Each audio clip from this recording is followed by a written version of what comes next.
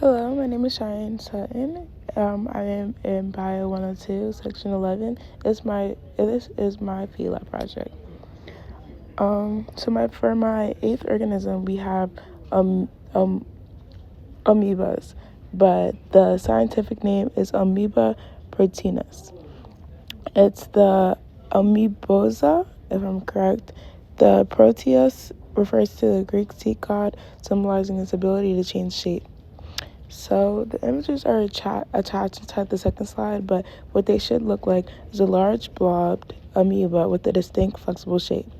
The phylum is the Amoebisa, and the characteristics is they're known for their cydolepedia, which is help in movement and feeling.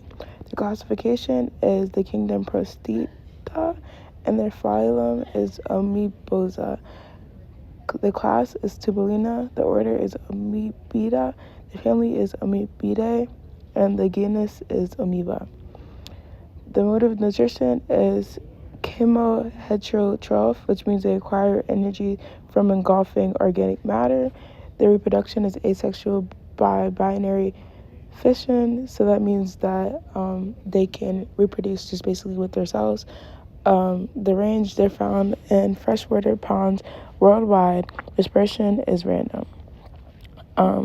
The habitat, they're mostly found inside fresh water, and they thrive in areas with abundant organic material. And their ecological role, they're primary consumers, feeding on bacteria and detritus, contributed to nutrient cycling. These are the sources that I have and the pictures that are attached. So you can see they have no clear, distinct shape, and the amoebas are actually also on my first slide. And then here are the sources that are attached that told me this information. Secondly, we have for my ninth organism, we have sac fungi. The species are Saccharomyces cerevisiae, and the scientific name is Saccharomyces cerevisiae. The meaning of Saccharomyces means sugar fungus, and cerevisiae refers to beer, since it's like brewing. The images are yeast cells that look like a round or oval. So when I was looking for images for this, it was like two very different, but basically it's just like a round type of like mold, if that makes sense. Like I'll show, like it looks like something that's growing. Okay. Oh, I can go back. Hold on 1 second.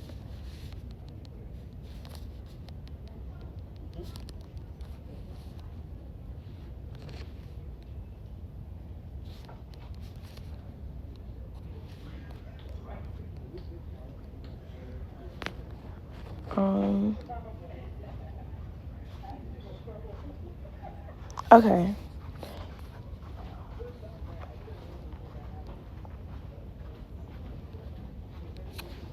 Okay. Back to it. Then for the phylum, we have Isomcoda. The characteristics are fungi that produce spores and sacs called aci. The classification, the kingdom is kingdom fungi. The phylum is Asomycota. The class is Saccharomyces. The order is Saccharomyces. This family is Saccharomyces. The genus is Saccharomyces. The mode of nutrition is chemoheterotroph. Eat sugar like glucose for energy. The reproduction, they reproduce asexually by budding, growing new cells, and sexually by forming spores. The source range and dispersion, they're found in sugarly plants like fruits, grains, and used in brewing worldwide. It grows in clumps near food. The habitat, they're found in sugary environments like on fruits or brewing processes. The ecological role is they break down sugars and is important for fermentation. And here are the sources attached. Then next I have Genotopha, which are genotophytes for my 10th organism. For them, the species are Ephradia, which are Cinca. That's their scientific name. The meaning Ephradu is derived from the Latin word a plant growing on a shape and refers to and Sinca refers to China, where the plant is native. The image is supposed to look like a shrub with slender stems and tiny scale leaves, and has a bushy appearance. So when I went to look this one up as well, it was two different types. One with a large kind of leaves, and one with smaller kind of leaves. But because of the emphasis on the bushy appearances, I chose the one with the shorter stems. The phylum is Gynotopha. The characteristics are gyn as they are unique seed producing plants and flower producing plants, and they have simple or leaf like structures. So that's probably the difference between the two. Um, the classification, the kingdom is Kingdom Plantae. The phylum is Gynotophia. The class is Gynotophyta.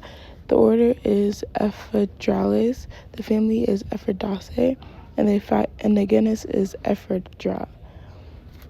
The mode of nutrition is photoeutroph, which means that they use sunlight to photosynthesize, converting carbon dioxide and water into glucose for energy. The reproduction is they reproduce sexually, surprisingly, and male cones release pollen, which is carried by the wind to female cones, where fertilization occurs. Unlike most gymnosperms, most species of Gynotopha have features that resemble those of flowering plants. The sources range in dispersion, native to China and other parts in Asia.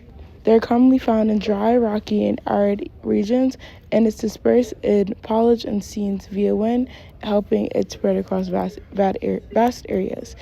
The habitat, it thrives in deserts and semi-arid regions where it can survive extreme temperatures and low water availability. It is often found in dry, sandy soils.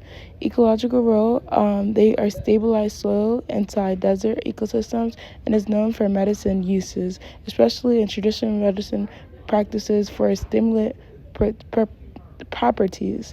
Its drought tolerance allows it to thrive in harsh environments where other plants can grow. And here are the sources attached to that. It's both Science Direct and Basic Biology.